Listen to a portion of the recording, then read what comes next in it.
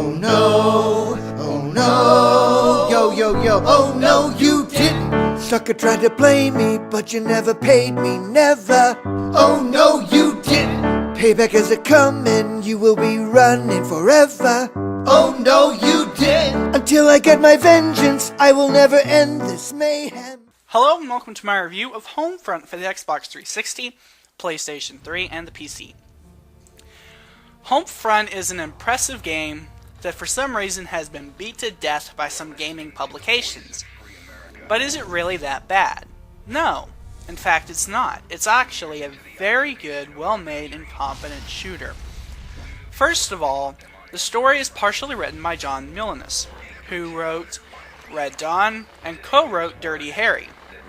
He's quite the 80s action writer, and the perfect choice to help carve out the story.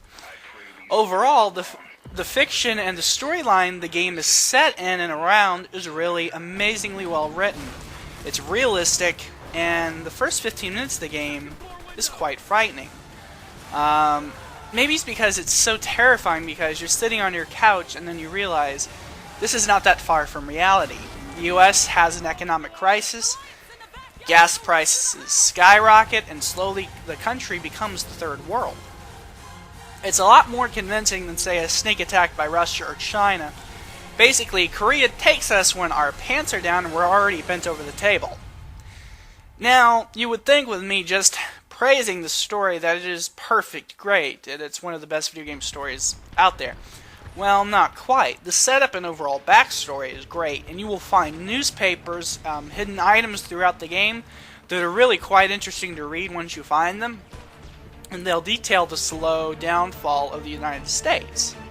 It sets up the action nicely. Now where the game has issues is its characters.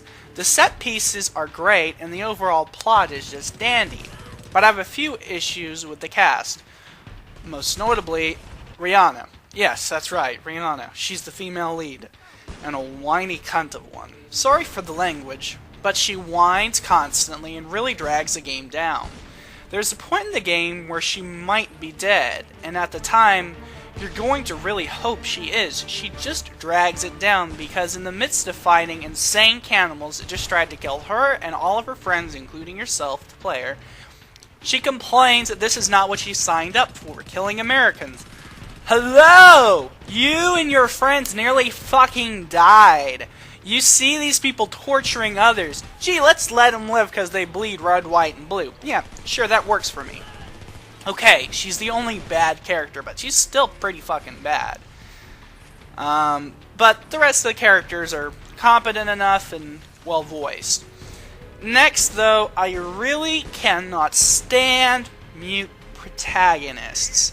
To me, it's very annoying. It does not put me in the game unless there's a dialogue wheel. Very few games have done this well.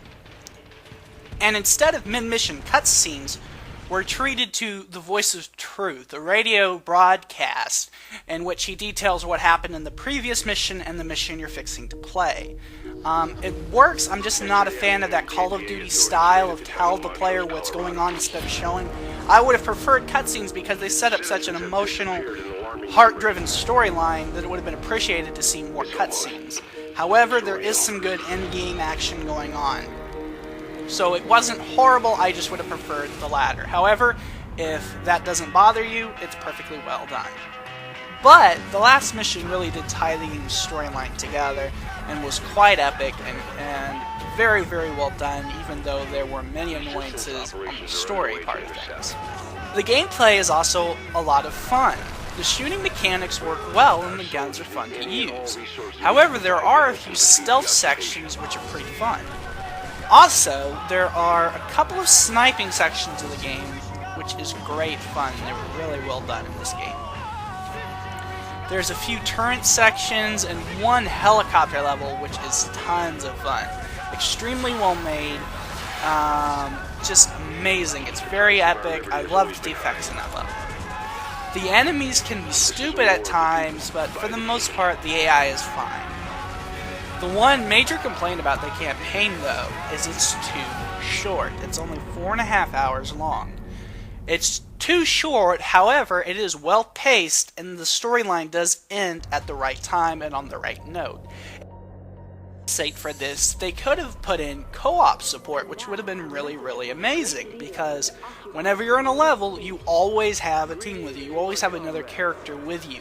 So they could have had 2-player co-op. I don't see a reason why they couldn't have done this. The game also has an outstanding multiplayer component. 32 players, it's huge maps, vehicles, tons of perks, tons of weapons. It's a lot of fun to play. It did take me a couple of matches to really get in the groove of things and start really loving the game, but trust me, if you don't like it at first, give it another chance. It's really fun and actually quite amazing and outstanding to play. It's astounding. Even the worst player can find a way to be good here with all the perks and different weapons that they give you. Overall, Homefront is not without its flaws. The graphics could have been better, and the single player could have been tweaked, and it could have been longer. But with a fantastic multiplayer component and a really well thought out and well written storyline, it's still a fantastic game and is certainly worth playing. I definitely recommend Homefront. It gets a solid 4 out of 5. I'll see you in the Resistance, soldier.